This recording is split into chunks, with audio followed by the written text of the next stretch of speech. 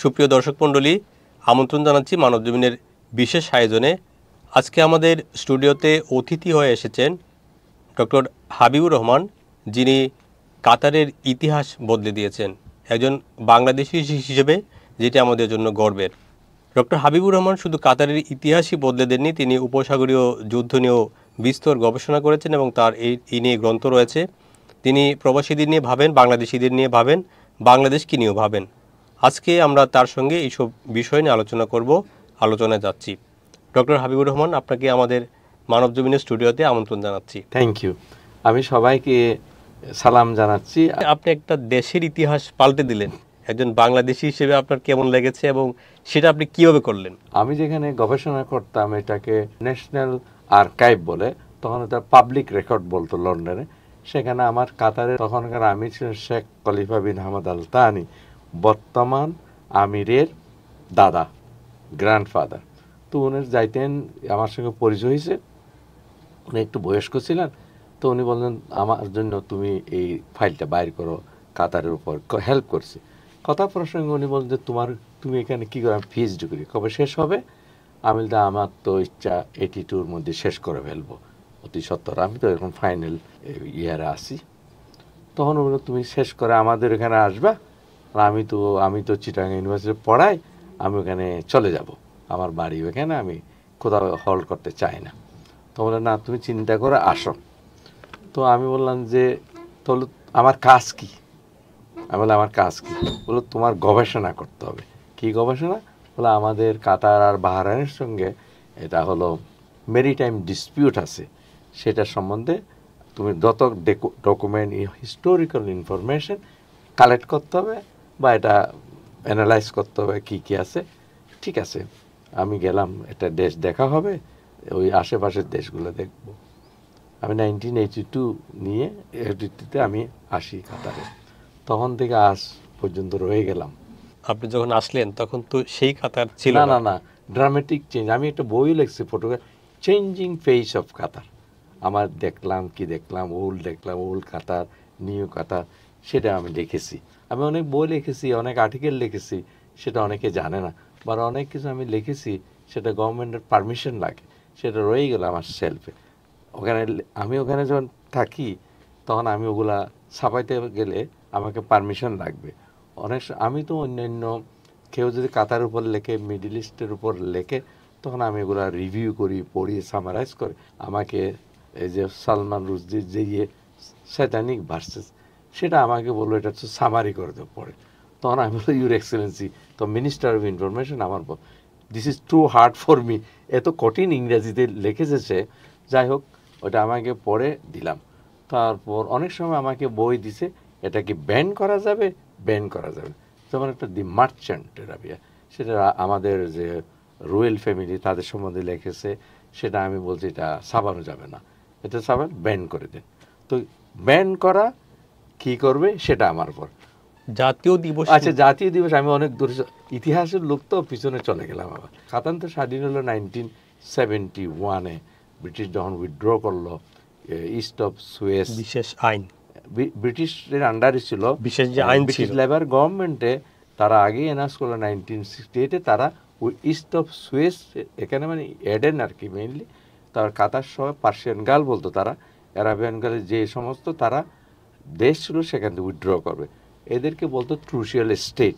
কাতার একটা আলাদা, বাহরাইন একটা আলাদা। তো কাতার উইথড্র করলো, তারা রয়ে গেল। তখন 1971-73 পর্যন্ত বলছি আমি, তখন তারা ওই ইন্ডিপেন্ডেন্স ডে সেলিব্রেট করে আসছে, 3 সেপ্টেম্বর সেলিব্রেট করছে। নতুন আমির যখন হলেন, আমাদের বর্তমান আমিরের গ্র্যান্ডফাদার, তখন উনাকে তো আমির, ফার্স্ট আমির, তখন আমির বলতাম না, তাদেরকে রুলার বলত। তখন থেকে আমরা বলবো মানে কাতারে আমি যখন থাকি আমরা বলতেছি আর কি। সেখানে যে তারা সেলিব্রেট 1973 থেকে শুরু করে 2006 তারা সেলিব্রেট করে আসছে। 2006 আমি গবেষণা শুরু করেছি। তারপর আমাদের হাইয়েস্ট অথরিটি আমির, তো এখানে জানছে বাই নেম, আমাকে তখন অন্য জায়গায় ট্রান্সফার করা হয়েছিল এর আগে, ন্যাশনাল কাউন্সিল ফর রিসার্চ, সেখানে আমাকে ট্রান্সফার করেছিল, ওখানে এমনি আমি থাকতে চাই না। তখন আবার আমাকে বলল ওনার অর্ডার দিয়ে আমাকে আবার দেওয়ানা আমি দিতে আসলাম আবার। তো এটা আমাকে গবেষণা দিল। তো আমাকে এটা হলো 1878, তখন তো আমি জানি না, 1878 তো জানি না, বাইর করতে হবে আমাকে প্রথমে। এই যে আমি তো অফ দ্য রেকর্ড বলতেছি, ওগুলো ওখানে লিখি নেই, আমাকে বাইর করতে হবে। এই যে 1878-এর ওরা বলছে হোয়েন শেখ জাসেম বিন তানি, সেটা আমরা বলছি ফাউন্ডার অফ মডার্ন কাতার। উনি কবে কাতারের আমির বলে, আমির তো না, রুলার, শাসক, শাসক হলেন উনি মডার্ন। তো সেটা গবেষণা, উনি তো আমি মনে করি যে সবাই মনে করে, আমি তো জানি যে ওনার বাপ যখন ওই সমস্ত যে মারা যায় তখন সে পাওয়ার এজিউম করে, কিন্তু এটার জন্য আমাকে জানতে হবে কখন মারা গেল, কখন হলো। তো গবেষণা করেছে, প্রথমে আমাকে বলে আনলিমিটেড কি যে টাইম, কত বছর আমি তো জানি না, I don't know how long it will take. তখন বলছে আনলিমিটেড। তখন আমি বললাম কোথায় কোথায়, আমি বললাম যে প্রথমে আমাকে কাতারি অ্যারাবিক সোর্স দেখতে হবে, কারণ এটা অটোমান পিরিয়ড ছিল। তো অটোমান সোর্স আছে, এখন অটোমান ভাষায় আমাদের এখানেও কাতারি কিছু সোর্স আছে। আমি বললাম যে এই অটোমানরা এই মসজিদে, পাশে একটা মসজিদ, ওখানে জুমার নামাজ পড়তে যেত, ছোটরা অটোমান সোলজার আর কি। বর্তমান যে আমাদের যা আমিরি দেওয়ান বলেন প্যালেস আছে, তখন তার পাশে একটা মস্ক, এখন সেটাকে বলে গ্র্যান্ড মস্ক। এখন আরেকটা বানাইছে এর চেয়ে বড়, সেখানেই তারা নামাজ দোয়া পড়তো। তো এখান থেকে টার্কিশ যে এখানে কাতারি ছিল, এটাকে বলে last outpost of Ottoman empire, যেখানে লিঙ্ক করেছে ওইদিকে বুদ্ধ বিশ্বনী। তো সেখানে এটা গবেষণা করতো, এখানে আমরা কি সোর্স পাই, অ্যারাবিক সোর্স আমরা কিছু পাইলাম না। তখন বললাম যে ঠিক আছে, তাহলে আমাদেরকে অটোমান এম্পায়ারে যেতে হবে। ইস্তাম্বুলে একটা আর্কাইভ আছে, তার কি যে আর্কাইভ আর কি, অটোমান আর্কাইভ বলি আমরা, ইস্তাম্বুলে যেতে হবে। আমার সঙ্গে দুজন কাতারি ছিল, তারপর আমি তো লেখক, আমার বই আছে সাইনবোর্ড, ওদেরকে ঢুকতেই দেয় না, আমি লেখক, এটা দেখেন। আসলো, সেখানে গিয়ে অ্যাপয়েন্টমেন্ট দিলাম, একজন যে অ্যারাবিকও জানে, অটোমান, সেও কিছু পাইল না, কিছু পাইল না। এগুলো যেগুলো পাইছে নাই, এগুলো আমার কাজ দেবে, আমাকে এক্সাক্ট ডেট বাইর করতে হবে when Sheikh Jassim bin Thani became the ruler of কাতার বলি, ঠিক আছে। তখন তো অটোমানের আন্ডারই ছিল।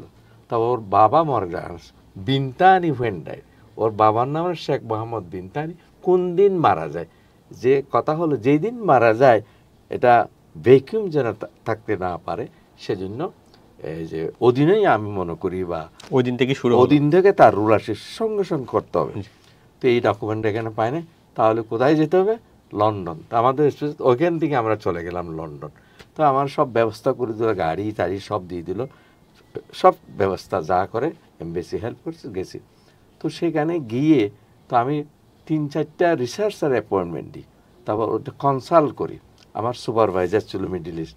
তো এটার মেইনলি কোথায় পাবো, আমি তো অটোমান যে টার্কির উপর যত ডকুমেন্ট আছে চেক করছি, পাচ্ছি না। আবার ওখানে তখন আমার ওখানে একটা ওনার হলো পেনিলাপ থুসন, ওখানে উনি এক্সপেরিয়েন্স কনসালটেন্ট, ওনাকে আমি চিনি, ওনাকে জিজ্ঞেস। তাহলে এই যে 3 রকম ক্যাটাগরি ডকুমেন্ট আছে, এই যে সি ক্যাটাগরিটা ওখানে রয়ে গেলে কোথায়, লন্ডনে, ইন্ডিয়াতে। আচ্ছা, আমাদের এখানে একই অবস্থা, ব্রিটিশ যাবার সময় কিছু ধ্বংস করে গেছে, কিছু তারা নিয়ে গেছে, কিন্তু এখানে আছে একটা যেটা সি ক্লাস ডকুমেন্টটা তুমি পাইবা ইয়েতে, ইন্ডিয়াতে পাইবা, কারণ এটা আমাদের গালফ স্টেট যতগুলো ছিল সেটা ইন্ডিয়ান অ্যাডমিনিস্ট্রেশনের আন্ডার ছিল, ভাইস রয়, হ্যাঁ, ইন্ডিয়ান ভাইসের গভর্নর জেনারেল ছিল।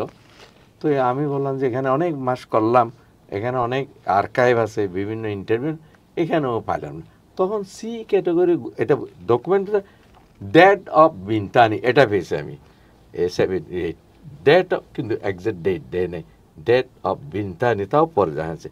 এটা জানুয়ারি মাসের একটা যে ডকুমেন্টটা আছে সিতে, ডেট অফ বিনতানি, বিনতানি হলো শেখ জাসিম বিনতানির ফাদার, এটাতে একটা সোর্স। এটা নিয়ে আমি ফটোকপি করে আরও অনেক ফাইল, শত ফাইল, আমি তো রাত 12টা পর্যন্ত কাজ করতাম, আর্কাইভ বাসায় করতাম, কিন্তু কিছুতে পাই নাই। তারপরে আমি খুব টেনশনে আছি, ওদিক দিয়ে বারবার করে পাইছে কিনা, what happened to doctor Habib, ও ডিসকভার করছে কিনা। তারপরে ডিসেম্বর আগে এটা ডিসকভার করতে না আপনি সেটা ফাইনাল করলেন কখন, কোন সময়ে? আসতেছি আমি জি ক্রনোলজিক্যালে আসবো, আমি হিস্টোরিয়ান কিন্তু ক্রনোলজিক্যালে যাই। তো এখানে যখন আসলাম তো এখানে আর্কাইভে গেলাম, national archive of India new দিল্লিতে। সেখানে গেলাম, আমি বললাম যে বিন্থানির এই ওরা কি একটা, ও বাংলাদেশি ছিল ওরা, উনি আমাকে হেল্প করছেন, বলে আপনি যদি এখানে অর্ডার দেন 3-4 দিন এখানে ডকুমেন্ট এগুলো ওখানে যাই। তারপর উনি বললেন যে আপনি এখানে আসবেন এত তারিখ, কারণ আপনি আসলে দেখবে যে আমি আপনাকে হেল্প করি। যাই হোক, আমি বললাম এই ডকুমেন্ট এই ফাইলগুলা 6 ফাইল আমি দিলাম এখানে, তুমি কি জন্য আসছো? আমি বই লিখতেছি, একটা আমার নিজের রিসার্চের জন্য এটা আসছে, পার্সিয়ান গার্ল করে এগুলো আনছে। বলে আপনি ঠিক আছে একেবারে কালকে 12টার সময় আসেন।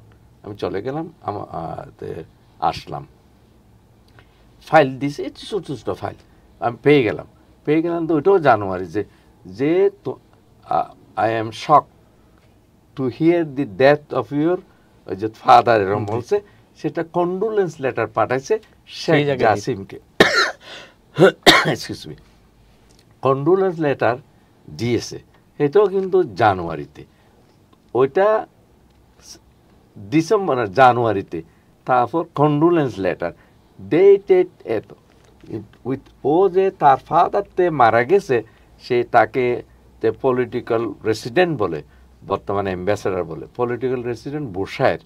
তো বুশায়েরই তখন হেডকোয়ার্টার ছিল গালফের, সেখানে শেখ জাসিম ইনফর্ম করছে যে আমার বাবা মারা গেছে। তো ও তখন পাওয়ার নিয়ে নিছে আর কি, আমি তাদের দেখেছে, তো ওরা কন্ডোলেন্স লেটার পাঠাইছে। আমি বুঝে ফেললাম যে এটা ডিসেম্বরে ঘটেছে, ওইটা রেফারেন্স। তো ডিসেম্বরের কোন তারিখ, ওই যে ওইখানে আসছে, তারিখ তো দেয় নাই। আমি গবেষণা করলাম, আমি বুঝতে পারলাম, জানলাম যে 1 মাস এর ক্যালকুলেট করে তখন বাইর করলাম যে এটা 18 ডিসেম্বরে 1878-এ বিনতানি ডাইড। বিনতানি মানে ওই যে শেখ জাসিমের ফাদার। তা উনি মারা যাওয়ার পর as soon as he died, his son, eldest son, পাওয়ার, এর আগে থেকে উনি ডেপুটি রুলারের মতো কাজ করতেন, বা ডিফ্যাক্টো রুলার মতো, কারণ তার বাবা অন্ধ, প্রায় 100 বছর বয়স হয়েছে, সে পাওয়ার আগে থেকে নিয়েছে। তো এটা নিয়ে নেওয়ার পরে এখন আমাকে তো আবার লন্ডনে যেতে হবে, এগুলো নিয়ে বললাম আমরা যা পেয়েছি তাই লন্ডনে গিয়ে লিগ্যাল অ্যাডভাইজার কাছে গেলাম, আমি আবার ড্রাফট করে ফেললাম, লিগ্যাল অ্যাডভাইজারকে দেখালাম, ও বলে ঠিক আছে মানে তোমার লিগ্যাল আর্গুমেন্ট কেন, কি আর্গুমেন্ট দিয়ে, আমি ডকুমেন্ট দিলাম, 15টা আর্গুমেন্ট দিলাম, এইটাই ডেট, তা ওইটা দিলাম। তারপর সব শেষ করে ওখানে আসলাম, আবার ওই যে এটা ক্যাবিনেটে যেতে হবে, কাতারের ক্যাবিনেটে অ্যাপ্রুভ করতে হবে। তো এটা আমার প্রায় 17-18 পৃষ্ঠা, ওইটা লিগ্যাল অ্যাডভাইজার সব দিয়ে এটা ক্যাবিনেট অ্যাপ্রুভ ডিসাইড করলো যে এখানে যে নিউজ পেপার সব পেপার আসছে, আমার নাম না, এটা কাতার গভর্নমেন্টের নাম, যে কাতার গভর্নমেন্ট ডিসাইডেড যে এর মধ্যে ওটা ওই যে আগের যে কাতার যে এটাকে বলে 3রা September new friendship treaty with Britain, সেটাতে অ্যাব্রোগেট হয়ে গেছে। তারপর এটা করার পরে যে 3rd সেপ্টেম্বর এটা অ্যাবলিশ করে, ইনস্টিটিউট অফ 3rd সেপ্টেম্বর তারা 18 ডিসেম্বর সেলিব্রেট করবে ফ্রম নেক্সট ইয়ার ডিসেম্বর 2007, ঠিক না? 2007 সাল থেকে তারা শুরু করলো 18 ডিসেম্বর, 18 ডিসেম্বর। তারপরে শুরু করলো, খুব সাজাই ফেললো সব, খুব ভালো সেলিব্রেট করে ফার্স্ট তাদের এটাকে বলে। এখন বলে যে আপনি কেন, কি আর্গুমেন্ট দিয়েছিলেন?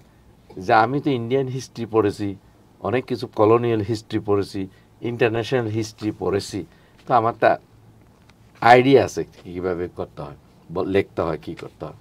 তখন আমি বললাম যে 18 ডিসেম্বর বলছে, আমি কিন্তু তারা ক্যাবিনেট অ্যাপ্রুভ করছে। তখন আমি ওইটাতে আর্গুমেন্ট দিলাম যে ব্রিটিশ ইন্ডিয়া রুল করেছে, ইন্ডিয়াতে গেল মোর দেন 200, সেটা কলোনি ছিল, তা আমাকে প্রোটেক্টরেট ইন্ডিপেন্ডেন্ট আনতে হবে না, ফ্ল্যাগ এগুলো অনেক কিছু আছে, তার কলোনি কাতার ওয়াজ না, কেন আমরা ন্যাশনাল ডে সেলিব্রেট করব? তারা বলছে আমাকে যে সৌদি আরবিয়া ওখানে ইন্ডিপেন্ডেন্স ডে সেলিব্রেট করে না, তারপর কুয়েত করে না, ওমান করে না, বাহরাইন এত গুরুত্ব দেয় না, করবে না। তারপর অন্যান্য দেশ আমাদের গালও করে না, ভারত ইন্ডিয়া করে, এটা করে না। আমরা কেন ইন্ডিপেন্ডেন্স ডে বাদ দিয়ে কেন আমরা ন্যাশনাল ডে করব না? তা আমাকে বলছে যে আমরা করতে পারি। কেন? এখানে আমাদের কাতার এটা মিলিটারি অকুপেশন ছিল না, একটা দেশে তার মিলিটারি অকুপেশন, এখানে ইন্ডিয়ান অ্যাডমিনিস্ট্রেশন ছিল, foreign policy and defence policy এগুলা আগে প্রোটেক্ট আগে। Qatar was never a British colony. সেভাবে ব্যাকগ্রাউন্ড দিয়ে বললাম যে ইন্ডিপেন্ডেন্স ডে আমরা করব না। এই কারণে হিজ হাইনেস, আমি যেটা ছিলেন শেখের আমাদের দাদা, এটা দিয়েছে খুব লাইক। ওরা চাচ্ছে যে কাতার এখন ওয়ার্ল্ডের নম্বর 1, তো এখন আর কি নম্বর 1, one of the richest country in the world Qatar, with per capital income বললেন যে কত 1000 কত 18 মিলিয়নে পার ক্যাপিটা, রিচেস্ট কান্ট্রি। তো আপনি তো কাতারের জন্য অনেক কিছু করেছেন, তাদের করেছি, ইতিহাস বদল করে দিয়েছেন। এটা একটা কথা। আপনি একজন বাংলাদেশী হিসেবে আসলে বাংলাদেশ নিয়ে কি ভাবেন বা কি ভাবছেন? গালফ ওয়ার যখন শুরু হয় ওইটা আপনি বাদ দিয়ে দিয়েছেন।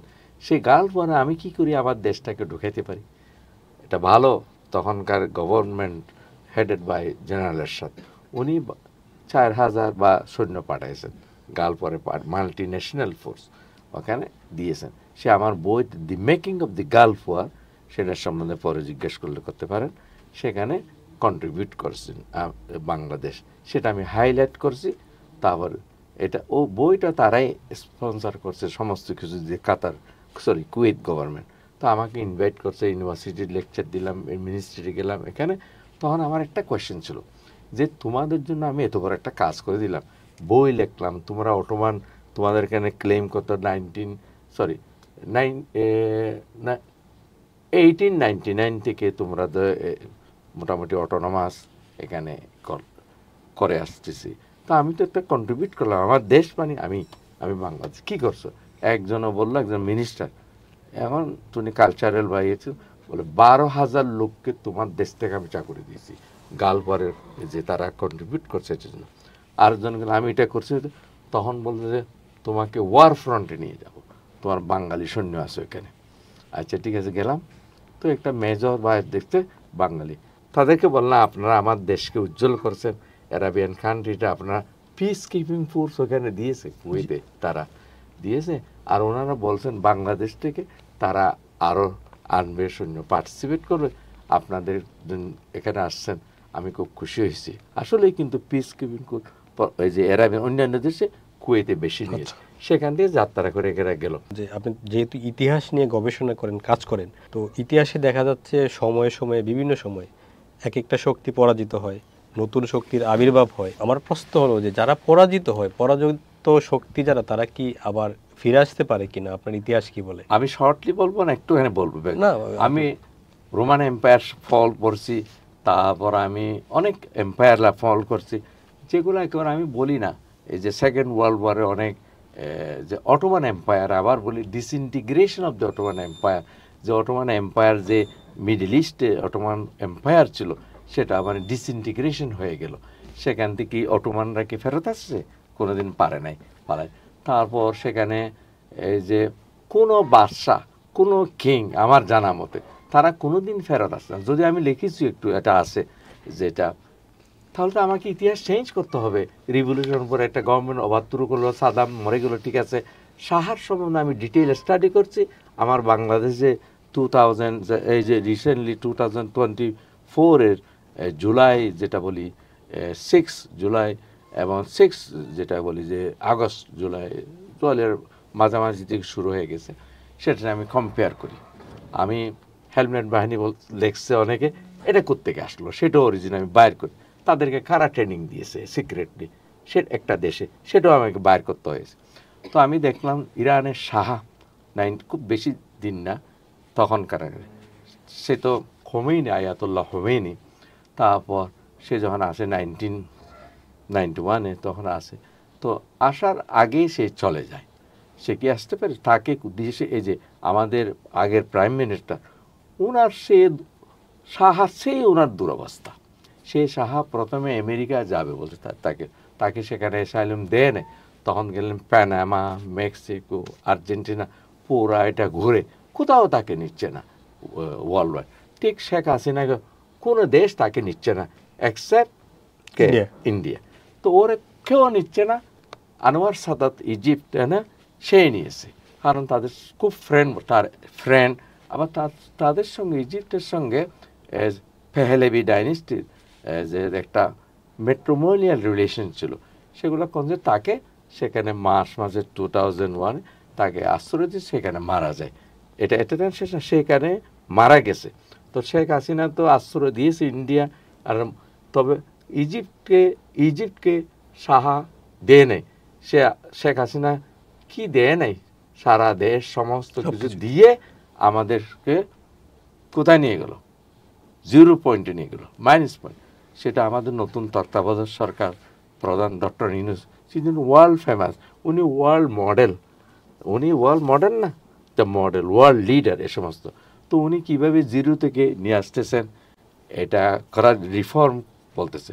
আমি দেখেছি অনেক আলেকজান্ডার কনকোয়ার করছিল, নেপোলিয়ন করছিল। সোশ্যাল রিফর্ম করতে হবে তাকে। সোশ্যাল রিফর্মের থ্রু দিয়ে you can conquer the hearts of the people. যে ওনাকে তো কাজ করতে দিচ্ছে না, ওনাকে আজকে এটা স্টুডেন্ট পলিটিক্স নিয়ে আসতেছে, এই ইউনিভার্সিটি করো, এই গার্মেন্টসের প্রবলেম, এটা প্রবলেম আনসার, এতগুলো প্রবলেম যে একটা লোকের মাথা এই বয়সে দেয়, সে করতে পারবে, তবু তো উনি করতেছে। যেহেতু ইতিহাস নিয়ে আপনি কাজ করেন, আমাদেরও তো একটা বাংলাদেশেরও দেশের দীর্ঘ ইতিহাস আছে, তার আগের ইতিহাস আছে, ব্রিটিশ পিরিয়ডের ইতিহাস আছে। আমাদের যে স্বাধীন বাংলাদেশের ইতিহাস, সেটা নিয়ে আপনার কোনো কাজ আছে কিনা, বা আপনার কোনো অবজারভেশন? স্বাধীন বাংলাদেশের ইতিহাস আমি যা দেখেছি, অন্য কেউ দেখেছে সেটা। আমি 1966-এ ঢাকা ইউনিভার্সিটি যাই, ঠিক আছে না? তখন আমরা 8জন ফ্রেন্ড বা আর আমরা কয়েকজন ছিলাম। তো আমাদেরকে সিটি দেওয়া হয়েছিল, চিটাগাং, তোমরা যাচ্ছ নতুন একজন অমুকের সঙ্গে দেখা করো। তো ওনার সঙ্গে দেখা করছি। তো উনি আমাদেরকে থাকা খাওয়ারও ব্যবস্থা করছে। আমরা প্রথম হোটেলে ছিলাম, হোটেলে থাকার পরে আমার যে ওনার সঙ্গে দেখা করলাম, তো উনি বললেন না তোমরা হোটেলে থাকবে না, এখানে তো এটা ইকবাল হল ছিল, 2 তলায় উনি থাকতেন। আমি নাম বলতে পারি বা পারি না সেটা বলবো না, ঠিক আছে না? জি। তারপর যেটা ইতিহাস, তারপর আমরা 66 থেকে কাজ করছি, বা নিজেরা আমরা খুব ইন্ডিপেন্ডেন্ট মাইন্ডেড লোক। আমরা 7-8 টুগেদার, আমরা সবসময় থাকতাম। আমরা নিজের পকেট থেকে পয়সা খরচ করে সব অর্গানাইজ করি, হরতাল দিছি। তারপর মশাল মিছিল হয়েছে, ওদিকে তখন বললো যে এটা কি ইপিআর বলতো, তারা তাড়া করছে। আমার পায়খানা দাগ আছে, আমি দেওয়াল লটকাইছি কারফিউর সময়। আমার এক ফ্রেন্ড ছিল, আমার চেয়ে লম্বা, আর আমি শরীফ ওর নাম, আমি তো হাঁটতে, আরে আসা, ও আমাকে কাঁধের উঠাইয়া মশাল মিছিল। আমার প্রশ্ন ছিল যে আমাদের যে ইতিহাস যা ঘটেছিল, ইতিহাস কি ইতিহাসের জায়গায় আছে কিনা? একজ্যাক্ট ইতিহাস লিপিবদ্ধ হয় নাই, বুঝছেন কথা? যার মতে যখন পাওয়ার আসে, ইতিহাস তার রুলিং পার্টিকে হ্যাপি করার জন্য বা কিছু গেইন করার জন্য সে কি চায় সেটা। কিন্তু ইতিহাসে তো আমাদের ডকুমেন্ট আছে। কিন্তু ইতিহাসটা আসলে কেমন হওয়া উচিত? ইতিহাস সবসময় নিজস্ব গতি থেকে যায়, নিজস্ব গতিতে তাকে যেতে দিতে হবে উইথ ডকুমেন্ট। আপনি এখন কি নিয়ে কাজ করছেন? আমি এখন ওনার সঙ্গে আলাপ করছি। এখন সবাই আমার দেশে, বাংলাদেশে ব্যস্ত কয়েকটা পলিটিক্যাল ইস্যু নিয়ে, ঠিক আছে না? পলিটিক্যাল ইস্যু কি, ওনাকে রিফর্ম বাদ দিয়ে ইলেকশন দাও, ইলেকশন দাও অমুক বলতে, ওনাকে সারাদিন ব্যস্ত রাখে কোথায়, এটা আসতেছে, এটা দাবি দাওয়া, এটা নিয়ে। উনি বয়স্ক লোক, উনি আমাকে পড়াইছিলেন চিটাগাং কলেজে 1966-এ ইকোনমিক্সে, যখন আমি ফার্স্টে। ওনাকে আমি তখন থেকে চিনি। তারপর উনি ইকোনমিক্সে জয়েন করেন প্রফেসর হিসেবে। উনি আমেরিকাতে পিএইচডি করার পর, তখন আমি ওখানে, আমার ফ্রেন্ড একটা সার্কেল ছিল, তো ওনাকে দেখতে যাই। উনি ইকোনমিক্সে ছিলেন, আমি হিস্ট্রিতে, ইকোনমিক্সে আমাদের ফ্রেন্ড। তখন উনি ছিলেন, তখন থেকে আমি ওনাকে চিনি, ডক্টর ইউনূস প্রফেসর, যাই অন্যান্য সোর্স থেকে চিনি। কিন্তু তখনকার প্রফেসর ইউনূস আজকের প্রফেসর অনেক তফাৎ। তখন তো উনি প্যান্ট শার্ট স্যুট পরে যেতেন, আজকে তো উনি নিজস্ব ব্র্যান্ড পরেন। তো যাই হোক, উনি ডিটারমাইন্ড, উনি যেটা করবেন সেটা করবেন, এটা মনে রাখবেন, মানে ডিটারমাইন্ড উনি। তো ওনাকে যত কথাই বলেন না কেন, ইলেকশন দিয়ে কি করবেন, আমি গ্রামে যাই, এখানে যাই, সবাই বলতেছে আমরা এই দুই দলকে চাই না। নতুন জেনারেশন, নতুন ব্লাড, আমি বলছি সেটা চাইতে হবে। আর আমরা ডক্টর ইউনূসকে রেসপেক্ট করি, উনি ছাড়া আমাদের দেশের যে এই প্রবলেম কেউ সলভ করতে পারে, আর ওনাকে সলভ করতে দিচ্ছে না। পলিটিশিয়ানদের এটা কাজ, একজন পলিটিশিয়ানের কাজ হলে তার এইম হলো কীভাবে সে ইলেকশনে যাবে, উইন করবে। আমি ইন্ডিভিজুয়াল, আমার সেই স্বপ্ন না, আমার স্বপ্ন কি সবার জন্য আমি সোশ্যালি কী কাজ করতে পারি। আমাদের দেশের এখন যে অবস্থা, যে প্রেক্ষাপট, সেই জায়গায় আপনার কোনো পরামর্শ আছে কিনা? ছোট আমার পরামর্শ তো কেউ শুনবে না, ঠিক আছে না? আমি তো লিখতেছি ডিফেন্স অফ নাফ রিভার, এটা বলতে এটা একটা কন্ট্রিবিউশন আমাদের ন্যাশনাল সিকিউরিটি, আমাদের যে জাতীয় নিরাপত্তা, এটা থ্রেট হয়ে গেছে। কোন জায়গার থেকে থ্রেট? ওনারা থ্রেট ফ্রম উইদিন একটা আছে, থ্রেট ফ্রম আউটসাইডে আছে, এটা তো আমাদের কথা।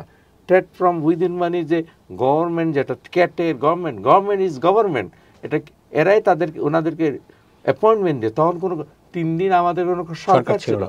জেনারেল ওয়াকার সাহেব খুব ডিপ্লোম্যাটিক্যালি, খুব ট্যাক্টফুলি প্রবলেম সলভ করছেন। উনি ব্লাডশেড চান নাই, হ্যাঁ, উনি বলছেন যে এটা এক্সট্রা জুডিশিয়াল কিলিং হতো, ঠিক আছে না? এটা উনি সামলাছেন, উনার প্রবলেম।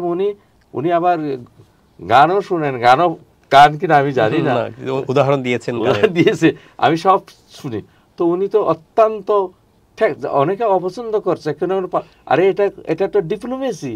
বর্তমানে যে আমি চাই একজনকে, আপনি রিফর্মার 3 মাসে 6 মাসে কোনোদিন পারে না শেষ করতে। ওনাকে তো একটা রিফর্ম, সোশ্যাল রিফর্ম করতো আগে, যে আলেকজান্ডার করছে, নেপোলিয়ন করছে, রাজা বাদশা সব করছে। সময় দিতে হবে ওনাকে, whether you want reform or election।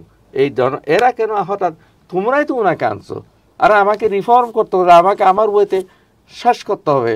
আমি আমার ওয়েতে কাজ করি সবসময়, কেউ আমাকে ইন্টারফেয়ার করে না। যেখানে আমি কাজ করি unlimited time, nobody will disturb you. তোমার রিকোয়ারমেন্ট কি? ওনার সঙ্গে সবাই কোঅপারেট করা উচিত। এটা দেশকে চেঞ্জ করবে। তো উনি নিজে বলছে 100 ইয়ার্স এটা আর আসবে না, ডক্টর ইউনূস আর আসবে না, ঠিক আছে না?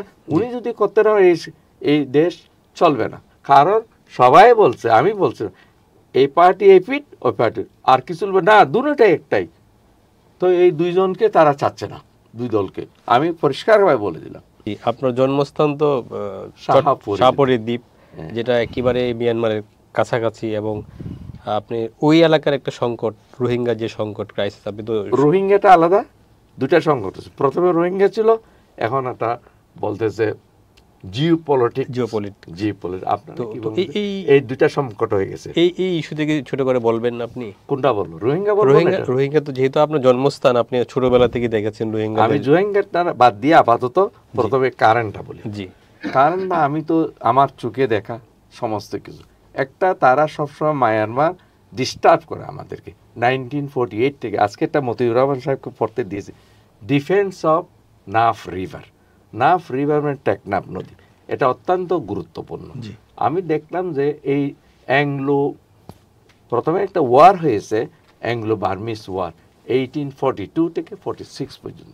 সেখানে আপনি জানেন শাহপরী দ্বীপ একটা আছে, সেখানে ব্রিটিশ সৈন্য আসছে, কামান বসাইছে, সেটা এখানে এতটুকু। সেখানে জেনারেল যে ছিল মাদ্রাস থেকে, ফোর্স আন্ডার দি কমান্ড, এত ইম্পর্টেন্স তখন। তাহলে এটা কি করছে তখন? শাহপরী দ্বীপ দখল করছিল ওই যে বার্মিস সোলজাররা। তো এটাকে করার জন্য পাঠাই দিচ্ছে, যাই হোক, লিবারেট, ছোটোখাটো যুদ্ধ ওরা চলে গেল। তা ইম্পর্টেন্ট তখন। তারপর এটা কোনো নাফ নদী, একটা খুব ইম্পর্টেন্ট রিভার, এটা সার্ভে তো হয় না, বা ব্রিটিশ করেছে, আমাদের টেরিটরিটা আমার যা পাওয়ার তা আমাদেরকে দেয় নাই, এটা কোনো সার্ভেই হয় নাই, মেরিটাইম বাউন্ডারির সার্ভে হয় নাই। তাতে আমি তো পড়ি, আমি তো করছি মেরিটাইম বাউন্ডারির উপর 12 বছর আমি ইন্টারন্যাশনাল লয়ার সঙ্গে কাজ করছি, দি হ্যাগে কাজ করছি। তারপরে এটা হয় নাই। তো এখন এটা গেল না, জাপানিজরা যখন বারবার দখল করে 1943-তে শেষ হয়েছে, তখন নাফ নদীর ইম্পর্টেন্স আরও বেড়ে যায়। নাফ নদীর ওপারে, ওই পারে ইস্টার্ন সাইডে জাপানিজ সোলজার এসে গেছে, তারা নাফ নদী ক্রস করবে। তার এখান থেকে ইস্ট ইন্ডিয়া কোম্পানি ছিল না, তখন তো ব্রিটিশ। তার ব্রিটিশ একেবারে আরাকান রুট শুনছেন, তখন এটা বিল্ড করছে, লজিস্টিক সাপোর্ট। তারা ইয়েতে চলে আসলো, কোথায়, টেকনাফে আসলো। ওখানে একটা পাহাড় আছে, সেটা হলো এটা হলো খংছড়ি, না না না, এটা হলো জাদিমুরা বলে আমরা এটাকে, এটা জাদিমুরা না, এটা হলো, আচ্ছা যাই হোক, ওই পাহাড়টা, এর নামটা আমি না না, এটা হলো নাইটং এর পাহাড়। আচ্ছা, নাইটং এর পাহাড়ে আমি উঠছিলাম। যখন নাইটং এর পাহাড়ে আমি নিজে কি দেখছি সেটা আগে বলি। আমি উঠছিলাম, অনেক কষ্ট, আমার 2 ফ্রেন্ড ছিল, উঠেছিলাম। ছোট একটা রাস্তা ছিল, উঠতাম, প্রবলেম, উঠে গিয়ে দেখি একটা বুদ্ধা মন্দির, বুদ্ধা ছিল, বিরাট বুদ্ধা, তার মাথায় কাটা, তারে কেটে নিয়ে গেছিল। তখন আমরা শুনলাম এখানে, সেখানে সেকেন্ড ওয়ার্ল্ড ওয়ার সময় সেখানে কামান বসাইছিল, সেটা 1200 মাইল, কত 12 মাইল এরকম, সেটা কি ওখান দিয়ে বোম্বিং করতো, other side of the river, যে মংডু ওই পারে, এখান দিয়ে বোম্বিং করতো, যাতে জাপানিজরা তারা ভিজিলেন্ট ছিল, পাহাড়ের জন্য নদী। তারপর চিটাগাং থেকে, চিটাগাং আমাদের পোর্ট আছে না, সেখান থেকে হয়ে ওখানে তারা ভেসেল, ওয়ার ভেসেল ছোটখাটোগুলো যাইতো, সেটা ঘেরাও করে ফেলতো, যাতে জাপানিজ এটা না আসতে পারে। যে এয়ার পাওয়ার রেডি ছিল চিটাগাং, কক্সবাজার থেকে তখন এয়ার পাওয়ার অপারেট হয়েছে, সে এয়ারপোর্টের যেটা হয়েছে কক্সবাজার আগে, সেটা ব্রিটিশরাই করেছিল, আর ছোট ছোট করছে, এখানে ব্রিটিশ প্লেনগুলো জাপানকে বোম্বিং করছে, এটা আসতে দেয় না, জাপান ফল করছে। তখন থেকে যে একটা নাপ রিভার কি ইম্পর্টেন্ট, তারপর সেকেন্ড ওয়ার্ল্ড ওয়ার সময় ইম্পর্টেন্ট। আমি ব্রিটিশ আর্কাইভে যখন গবেষণা করতেছি আমার কাতারে, যে শেখ জাসির, তখন অনেক ডকুমেন্ট আসছে বলে এটা, তখন আমি পড়ি যে ওয়ার, সেকেন্ড ওয়ারের সময় যে টেকনাফ লেখছে, সে কক্সবাজার লেখছে, এখানে যুদ্ধ করছে। তাহলে এটা ইম্পর্টেন্ট, মোস্ট ইম্পর্টেন্ট রিভার। আমি বলছি না যে অন্যান্য জায়গা, ফেনী রিভার, সেটাও খুব ইম্পর্টেন্ট। তারপর এখন কনস্পাইরেসি কি, ঠিক আছে না, এটা ওনার কাছে লিখেছি, সেটা পড়লে শোনাবো। আর তবুও আমি বলে দিই, এই নাপ নদীটা ওরা বলতেছে, গুগল বলতে, সবাই বলতেছে যে origin from Burma hill. Burma hill হইতে তো বর্মার থেকে অরিজিন হয়েছে, ও ক্লেম করবে। আমাকে গবেষণা করতে হবে। এই দুর্যোগের সময় আমি লোক পাঠাইছি, কোথায় গিয়ে গবেষণা করে আসছে, কাতারে বসে করতেছে, আমার তো কিছু আইডিয়া আছে। তখন আমি বললাম যে আমি যখন ছোট ছিলাম, আমার মা থেকে শুনছি গল্প, এটাকে বলে কায়াপুরীর টঙ্কি। কায়া নাম ছিল, সেটা মুরুং লেডি, আচ্ছা, মুরুং, সে আসছে মুরুং পাড়া বান্দরবন থেকে, সেখানে সে কিন্তু ডেকাউট ছিল, পাওয়ারফুল ডেকাউট, তার সৈন্য ছিল, সে মুরুং, ওইটা কায়াপুরি ছিল, কায়াপুরি ছিল না, কায়া ছিল তার নাম। পরিয়াটা সে পরীর মতো সুন্দর ছিল, বিউটিফুল। তবে সে, আমি তো কিছু বলতে পারছি, সেটা কাপড় উলঙ্গ, তখন মুরংরা উলঙ্গ, এখন বোধহয় পরে কিছু এতটুকু। তো তাকে, সেই যে আমি বলছি নাভ রিভার অরিজিন হচ্ছে কায়াপুরীর টং থেকে, হিল থেকে, আশেপাশে পানি, বাংলাদেশ অংশ, তারও বিয়ন, এটারও বাংলাদেশ, এটা ল্যান্ড বাউন্ডারি যে ট্রেক্স হয়ে অতটুকু এসেছে, ল্যান্ড বাউন্ডারি কাছাকাছি আছে কায়াপুরীর পিছনে, তাহলে উত্তর পূর্ব, তাহলে আমাদের অনেক টেরিটরি ওদিক দিয়েও তারা দখল করে ফেলছে। মানে নদীটা হলো বাংলাদেশ থেকে অরিজিন হয়েছে। এটা ইন্টারন্যাশনাল কোর্টে গেলে, কোথায় গেলে সেটা আমি হেল্প করতে পারবো কিভাবে হলো। তো আজকে আমরা শেষ করতে হবে, আসলে অনেক লম্বা হয়ে গেছে, আপনার সময় থাকলে আরো অনেক শুনতে পারতাম। সর্বশেষ আপনি কি বলবেন বাংলাদেশের উদ্দেশ্যে, আমাদের উদ্দেশ্যে? বাংলাদেশের মানুষের প্রতি, তারা আমার ভাই, তারা আমার চাচা, তারা আমার অনেক, যে আমার চেয়ে অনেক জ্ঞানী গুণী, তাদের সবাইকে, দুর্দিন চলতেছে, threat from within, threat from outside, আমি ডিটেল বলতে পারতেছি না, সবাইকে ইউনাইটেড থাকতে হবে। এককভাবে আমাদের দুইটা শক্তিকে, দুইটা ফ্রন্টকে মোকাবেলা করতে, ইস্টার্ন ফ্রন্ট, সেটা হলো বার্মা, তাহলে উইদিন কি প্রবলেম সেটা তারা আমার চেয়ে বেশি জানে, সেটা মোকাবেলা আগেই করতে হবে, শুরু হওয়ার আগে আমাদেরকে ইউনিটি হতে হবে। আর যাদেরকে আমরা ইনভাইট করে আনিছি তাদেরকে সময় দিতে হবে রিফর্ম শেষ করার জন্য। তো ওনাদের বলবো, ওনাদের প্রথমে এডুকেশন, সোশ্যাল রিফর্ম শুরু করা উচিত ছিল করা, কারণ education is the backbone of a nation. কারকে যদি আপনি ডিস্ট্রয় করতে চান, কোনো জাতিকে, এডুকেশন ডিস্ট্রয় করে দেন, তো আমাদের destroy education. Doctor Habibur Rahman, আপনাকে অনেক অনেক ধন্যবাদ মানবজীবনকে সময় দেওয়ার জন্য। দর্শক, আজ এই পর্যন্তই, দেখা হবে অন্য কোনো অনুষ্ঠানে, অন্য কোনো অতিথির সাথে।